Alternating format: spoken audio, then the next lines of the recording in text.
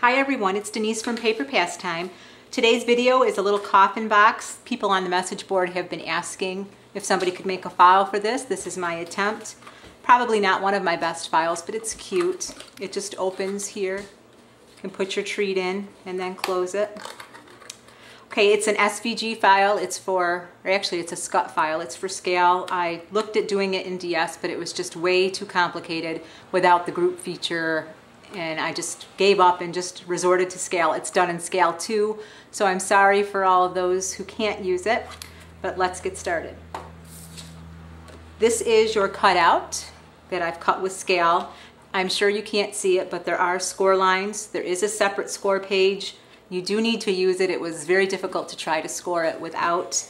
For scoring, I cut out my box base. I do not unload the paper. I push load again, go to the score page. I changed my blade depth to 2. I also changed my pressure to 3 on my Cricut, but I don't know if that affects it with scale or not. So that's how I did it. Push cut and it'll do it again, and then you're all set to go. And I did notice that it scored deep enough that I didn't have to go back and score this all by hand. There are a lot of flaps on this box, so just bear with me while I get them all folded. If you use your bone folder, you'll get a much nicer crease. But for the sake of time, like I said, there's lots of little flaps that need to be folded on this box.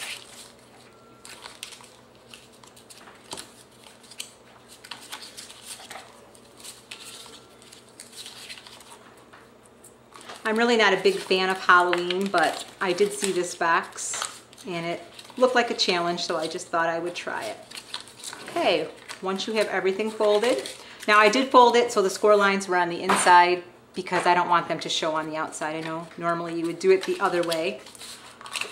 Now everything, all your flaps are going to get adhesive except for this rectangular flap here. This is the flap that opens and closes. So these 3 tabs don't put adhesive on, but everything else will. I would use my HEG gun, but I think it's hard to see on this little project, so I'm going to use, this is just a little Walmart adhesive. I'm sure it won't hold that well, but it'll work for this. Oh, I almost put it on the flap I wasn't supposed to. Okay, so the easiest way I found is start down here at the bottom and just, it's basic box assembly. Just tuck in your flaps, line your edge up with your fold, just go all the way around. I thought it was going to be complicated to put together, but it really isn't now that I've done it. Oops. Go back down to the bottom, put that flap in, fold that one over. Now for this part, I just fold these flaps in and just kind of eyeball it and adjust it until it looks right. And flip it over, get your hand in there to adhere it down, and then tuck your flap in. And there you have it. Pretty simple, kind of cute. You could run it through your Cuttlebug. If you want a window, just put any shape you want in there. You could just add that to the file. That would be very simple to do. Now this one I simply decorated. I cut the spider web from Paper Doll Dress Up and put that on here.